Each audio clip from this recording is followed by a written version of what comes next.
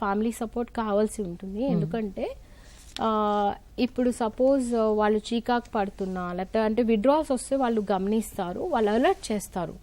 ఇంకోటి alternate positive activity, suppose నేను ఈ సమయాల్లో నీ ఫిజికల్ యాక్టివిటీ చేస్తాను అంటే ఒక కైండ్ ఆఫ్ స్ట్రక్చర్డ్ రొటీన్ అనేది సజెస్ట్ చేస్తాం. అది ఫ్యామిలీ మెంబర్స్కి తెలుసు. సపోజ్ ఈ టైంలోని ఇక్కడ వెళ్ళాలి, నువ్వు ఈ ఫిజికల్ యాక్టివిటీ చేస్తే బాగుంటుంది, ఆ సజెస్ట్ చేసేటువంటి వ్యక్తులు కూడా మనకు ఉండాలి. ఉంటే ఏంటంటే కొద్దిగా మోటివేషన్ని పుష్ చేయడం అనేది ఫ్యామిలీ మెంబర్స్ చేస్తారు. క్రేవింగ్ ఉంటే వాళ్ళతో షేర్ చేసుకున్నప్పుడు దే విల్ అండర్స్టాండ్. సో ఈ కౌన్సిలింగ్ ప్రాసెస్లో ఫ్యామిలీ మెంబర్స్ కూడా ఒక భాగంగా అవుతారు. వాళ్ళని కూడా ఎడ్యుకేట్ చేయడం జరుగుతుంది. వాళ్ళని కూడా రిలాప్స్ లక్షణాలు ఎలా గుర్తించాలి, వచ్చినప్పుడు మీరేం చేయాలి. సో ఎప్పుడైతే ఇది ఉంటుందో these people become a safety net for the client.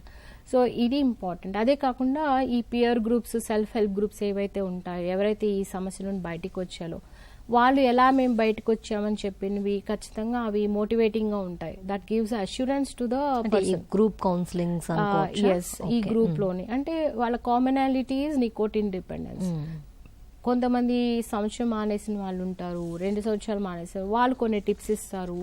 So వాళ్ళు ఈ సమస్యలో వచ్చినప్పుడు వాళ్ళు ఎలా ఫేస్ చేశారు చెప్తారు. సో అవన్నీ కూడా ఏంటంటే వీళ్ళ మోటివేషన్ లెవెల్స్ని అంటే నేను ఒక్కడనే కాదు ఈ బ్యాటిల్ చేసేది, దేర్ ఆర్ పీపుల్ వాళ్ళు దీ సమస్య నుండి బయటపడారు, కొంత యూనో సక్సెస్ఫుల్గా ఉన్నారు అంటే నేను కూడా చేయొచ్చు.